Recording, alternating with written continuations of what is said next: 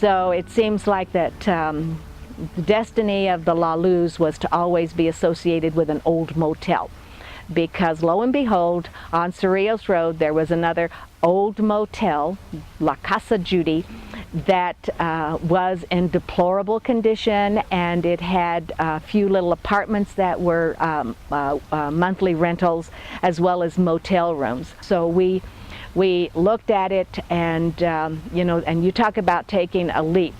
What we had decided is that we were just going to have to do this, because we felt that there were so many folks that really needed these services. It was a real scary time for us, and it was really nice to be able to stay together as a family.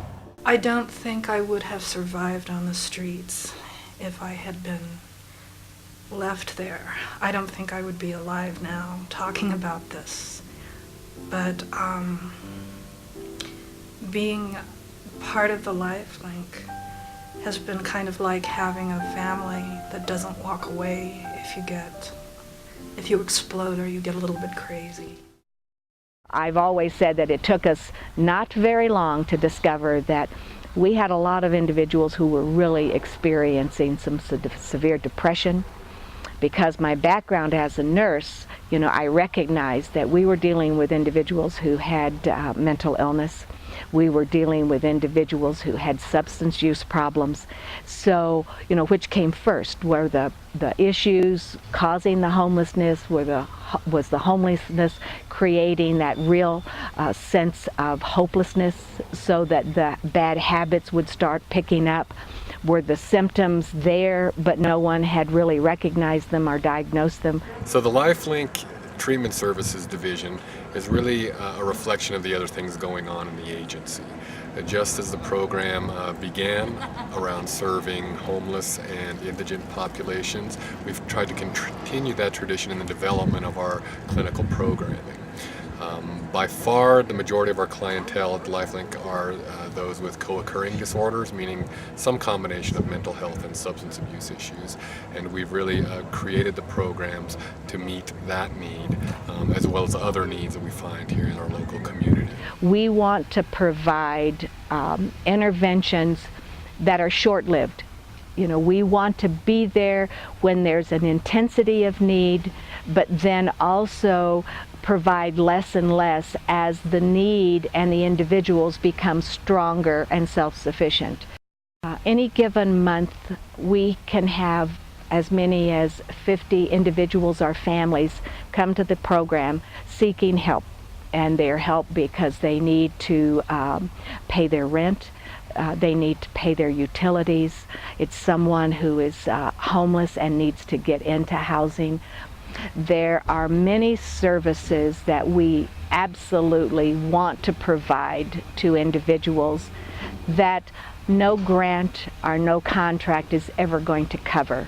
And those are a lot of our homeless outreach services, our homeless assistance programs, those that actually meet the individuals at the base needs that they have, and that is food and shelter.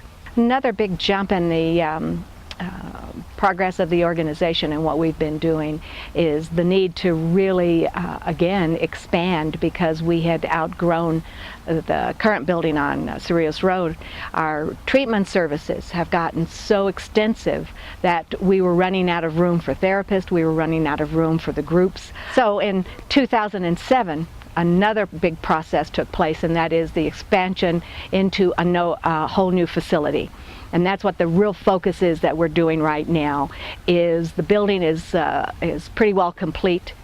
It will allow an additional 2 floors of program space. It will allow the opportunity to expand in the current building because of all of the community services that we provide. And the intent is for us to do my very best to get this building paid off. When we don't have to pay a mortgage payment, then those funds can be used for services. So that is the goal, and that is what we're really hoping. So by the year 2008, the goal is going to be that we have raised enough money to pay off the remaining part of the mortgage. Right now we're looking at November of 2007, our wonderful celebration that we're having, and 60% of the building is already paid off. So what we're going to do is raise the rest of that 40%. We continue doing fundraising so that those funds can come in to help support the staff, pay their salaries for the services they provide. We absolutely rely on direct donations from individuals, from businesses. We apply for foundation grants. We apply for contracts with different state, federal, or county entities. We take a look at what is out there that will help fund what it is that we do.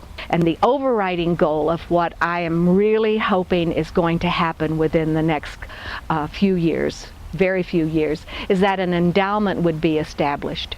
You know, endowments are interesting things because the purpose of an endowment is to really ensure longevity, to ensure that there's going to be self-sufficiency, that this particular program, whether it's a college, whatever it is going to sustain. So we need to really ensure that the core services that we provide are going to be there, but in order to do that, to ensure that there's going to be an oversight, to ensure that the funds are going to be used well, then the most prudent approach is with the endowment. We're going to put every effort we can into sustaining what we have, doing well with what we have, but having an endowment that is going to grow exponentially over the next few years. I'll say one thing, if I ever have any success with my writing, I'll certainly, my check will certainly be in their mailbox because of what they've done for me, and I think that's the general feeling among all the people that stay here.